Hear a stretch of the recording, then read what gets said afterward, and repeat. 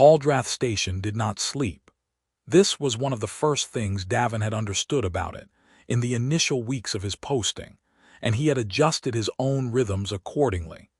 Not to the station's rhythms exactly, because the station had too many of them running simultaneously for any individual to synchronize with all of them, but to the quality of it. The quality of a place that was always somewhere in the middle of something. A negotiation completing in one wing while a reception began in another. Cargo manifests being processed while ceremonial preparations were underway. The machinery of a diplomatic complex that had been running continuously for long enough that its running had become its nature. He had been there for 8 months. He had learned the station the way he learned all the spaces he worked in. Through the accumulation of direct observation, the patient building of a map that included not just the physical layout but the rhythms, the patterns, the specific qualities of different sections at different times. Security work required this kind of knowledge. You could not protect a space you did not understand. His quarters were in the security wing's residential section, a functional corridor of small rooms allocated to the station's protective detail, human and non-human alike. The rooms were standard issue: a sleeping platform, a desk, storage for equipment, a viewport that looked out over the station's secondary approach lane. He had added nothing to his except 3 books on a shelf and the photograph on the corner of his desk. The photograph was standard size, printed on actual paper.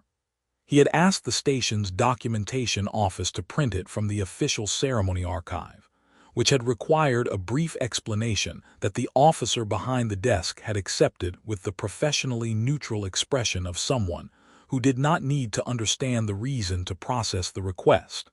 It was in a simple frame, dark metal, nothing significant about the frame itself. The image showed the first convergence ceremony's formal arrangement.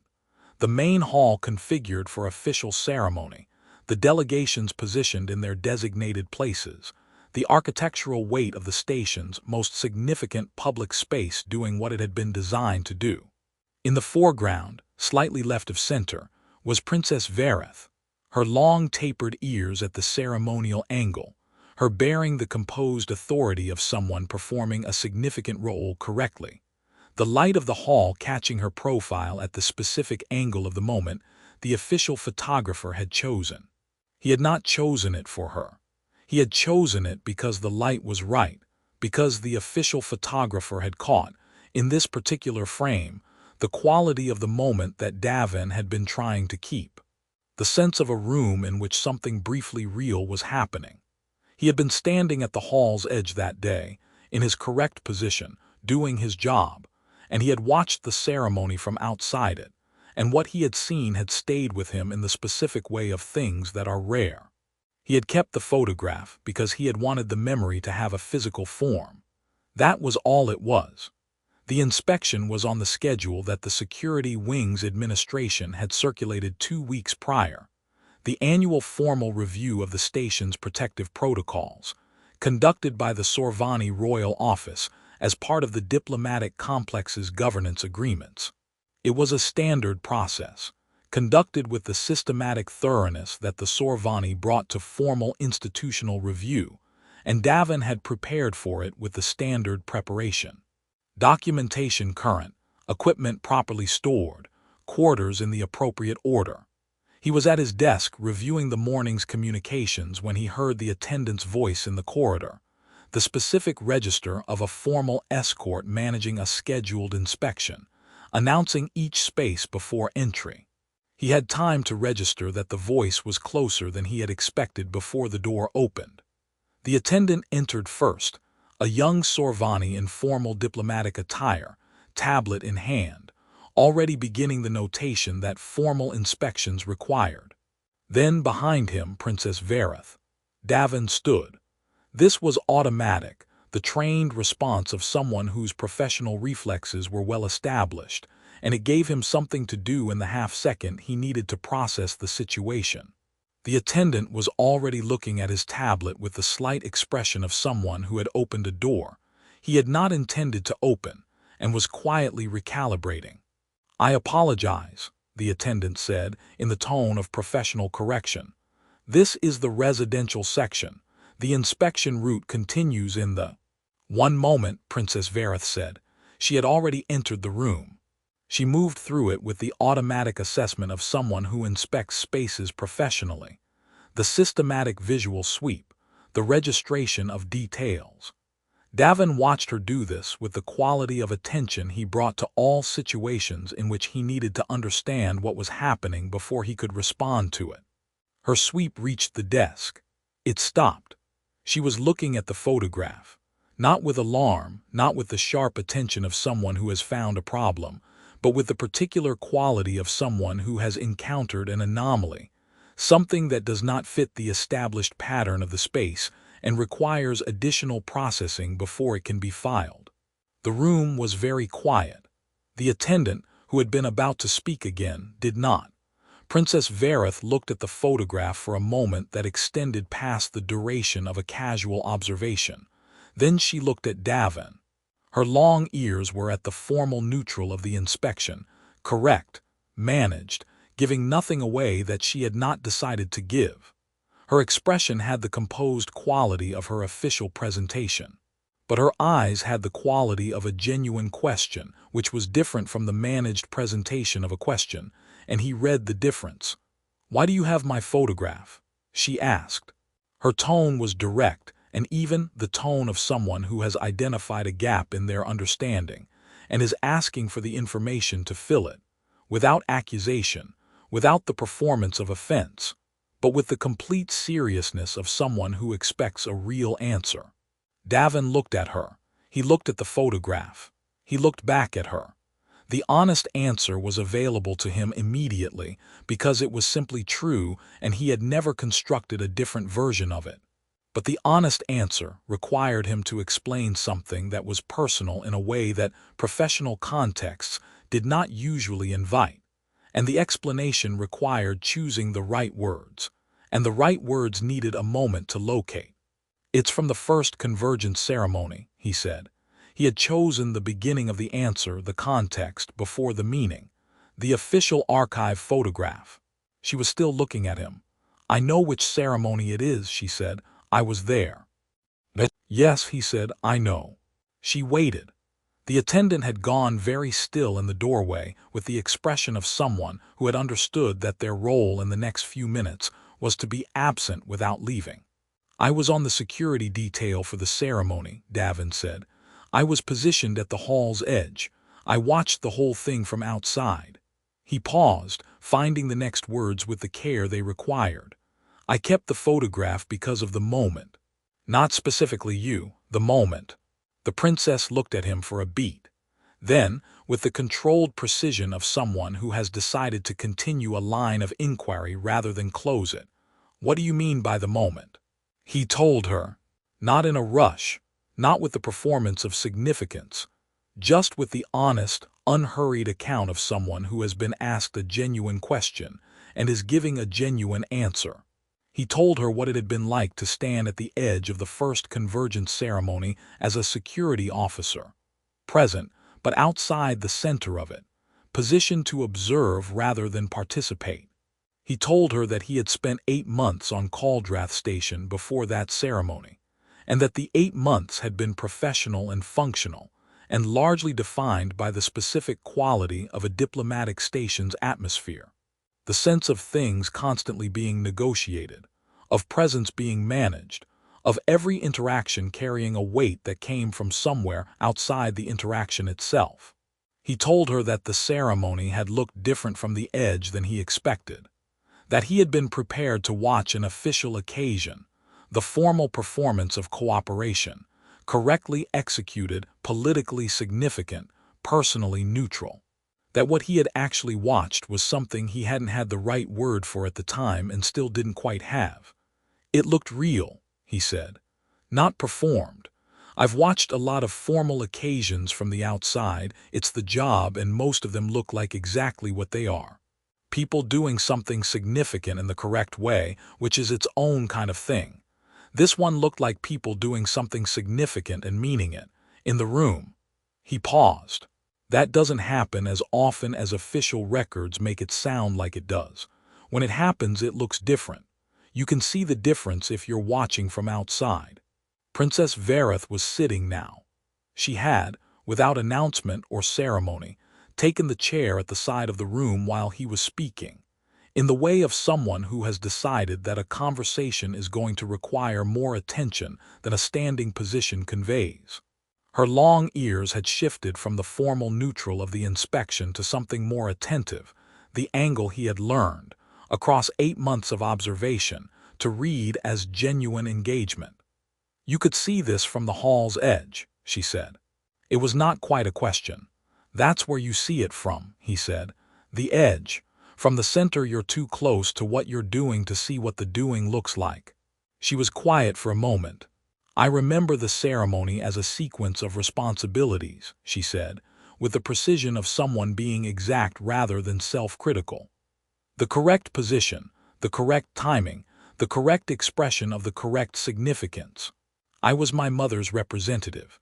The ceremonial weight of it was considerable." A pause. "I do not remember it as something that looked real from the outside." "That's what I mean," he said. "You were doing it correctly.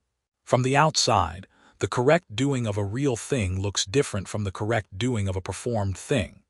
The room knew the difference, even if everyone in it was focused on the doing. She looked at the photograph on the desk. From where she was sitting, she could see what the frame held, the formal arrangement, the light, her own profile in the foreground. She looked at it with the quality of someone trying to see a familiar thing from an unfamiliar angle. "You printed this from the official archive," she said. "Yes." "And kept it because of that quality, the realness of the moment." "Yes." She looked at him. "Not because it was a photograph of me specifically." "You're in the foreground," he said, with the honest directness that was his only available mode. "The light caught your profile, and that's the composition that photographer chose. But what I kept it for was what the whole room looked like in that moment. You happen to be the clearest part of the frame." She absorbed this. He watched her absorb it, and was aware that he was watching someone whose usual experience of being photographed was entirely different from this. Someone for whom photographs meant documentation, official record, the management of public image, the political weight of what a picture of her in a particular context communicated to particular audiences. She was not accustomed to being in a photograph because the light was right and the moment was real and someone at the edge of it had wanted to keep the memory. "No one has told me that before," she said. Not with emotion, exactly, with the precise quality of someone noting a gap in their experience that has just been filled. About what the ceremony looked like from outside it. "I don't imagine many people would have occasion to," he said. "No," she agreed. "The people who are present for my official occasions are generally either performing a role within them or observing them for political reasons." A pause. "You were doing neither." "I was doing my job," he said, "which put me in the room and outside the occasion at the same time. It's a specific kind of position. You see things from it that other positions don't show." She looked at the photograph again. "What did you see," she said, "specifically?" "In that moment. Not the room generally, the moment the photograph was taken." He looked at the photograph with her. "The statement had just been read," he said. "The formal part was over. Everyone was still in position, the delegations, the representatives, the full formal arrangement. But the thing was done. And for about 30 seconds, before the arrangement began to dissolve into the reception that followed, everyone in the room was simply there. Not performing the significance of the moment anymore, just present in it." He paused. "That's the rarest thing in a diplomatic setting. I've seen it maybe twice in my career. The photograph caught it. The photographer probably didn't know what they'd caught." Vareth was still. The room held the quiet of a conversation that had gone somewhere neither of its participants had mapped in advance and was finding, in the unmapped territory, something worth the going. "I was 26 when I was first placed in a public ceremonial role," she said after a moment. "I was told many things about what such roles required. Precision, composure, the correct representation of the correct significance. I was not told what those roles looked like from outside. She looked at him with the quality of attention that her public presentation contained, but did not display the actual, full quality of it, the attention of someone who was genuinely looking rather than managing the appearance of looking. I think I would have understood something differently if someone had told me. What would you have understood differently? He asked. She was quiet for a moment, not the managed quiet of someone choosing a strategic response, but the genuine quiet of someone actually thinking. That the performance and the reality can be the same thing, she said finally. That doing something correctly, with full intention, in front of people who are also doing their part correctly and with full intention, that this is not performance in the diminished sense, that it can be the real thing expressed in a formal form. She paused. I have always held those two things in some tension. What you are describing suggests they were not in tension that day. They weren't, he said. That's what the room looked like. She looked at the photograph for a long moment. Then she looked at him with an expression that had completed a shift he had been watching develop across the conversation. The composed authority of her official presentation still present, because it was part of her and not a mask, but with something more open underneath it. The quality of someone who has been seen in a way they did not expect to be seen and has found in the surprise of it something clarifying. I would like to see it, she said. The way you described it, from outside. The photograph. The ceremony, she said. What you saw, I would like to understand the room the way you understood it. She paused. Is that something you could explain? Not today, this is not the context for it, but at some point. Davin looked at her. He was a person who assessed situations accurately, and he was assessing this one. A princess asking a security officer for a conversation, in the specific terms of wanting to understand something she had not previously been shown. Yes, he said, I can try to explain it. She stood with the unhurried quality of someone concluding a thing at the right moment. The attendant, who had spent the entire conversation in the doorway demonstrating commendable professional stillness, came back into operational mode with the quiet efficiency of someone who had been waiting for a cue. At the door, she stopped. She looked back at the photograph. You said it's the rarest thing in a diplomatic setting, she said. Two people present in the same moment without the performing. Yes, he said.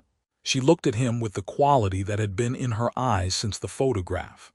I think, she said carefully, that this conversation may be another example. Then she left, and the attendant followed, and the door closed, and Davin stood in his quarters in the specific quality of quiet that follows a conversation that has rearranged something. He looked at the photograph on his desk. It looked exactly the same as it always had.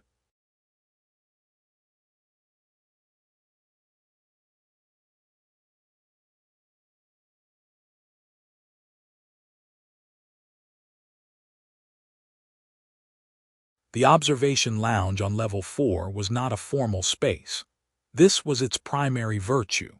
Caldrath Station had formal spaces in considerable abundance, rooms designed to communicate the significance of what happened in them, calibrated for ceremony and protocol and the management of political weight. The observation lounge was none of these things.